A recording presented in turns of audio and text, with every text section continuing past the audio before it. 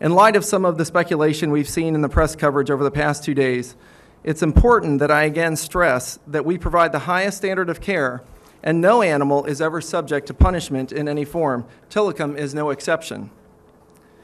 I'll also address the review of our interaction programs that will be conducted not just by animal experts at SeaWorld, but by some of the most respected marine mammal professionals in the world. First, however, an update on the killer whale presentations at our SeaWorld parks.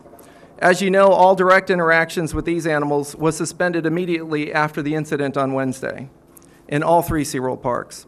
This includes all show and most husbandry interactions and our dining programs. We will resume performances of our killer whale show Believe tomorrow at SeaWorld Parks in Orlando, San Diego, and San Antonio.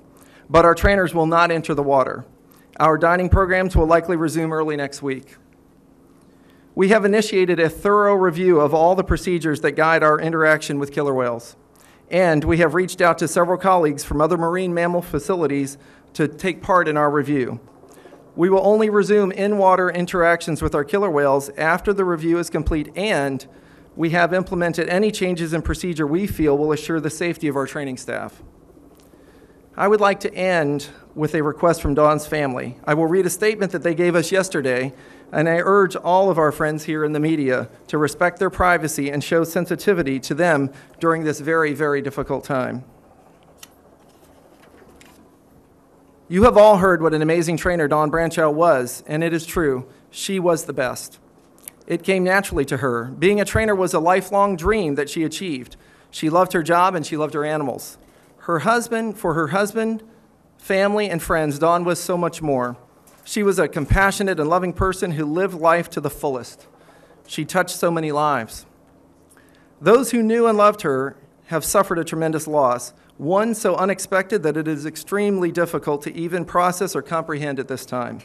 Our family sincerely appreciates everyone's prayers and compassionate thoughts for Dawn and her husband and family.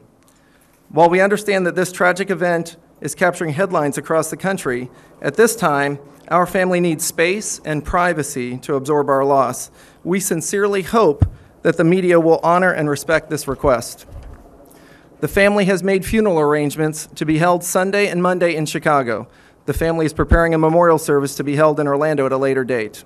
Let me be very clear about how we care for Tilikum. Tilikum is an important part of our overall team here. Our team at this facility, one of the largest marine life facilities in the world, is comprised of the whales and the trainers. Tilikum interacts with both. Tilikum is not separated in any fashion. He is part of the whole social network of this facility, including the other killer whales and the trainers. He is never separated. We are being very thorough in our analysis. We have invited in others in the industry to participate in this.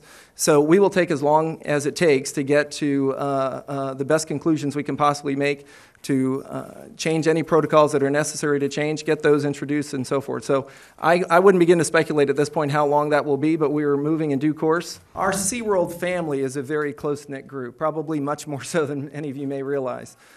These trainers are reeling. They've lost not a coworker, they've lost a member of their family, and they are reeling from that, as I said.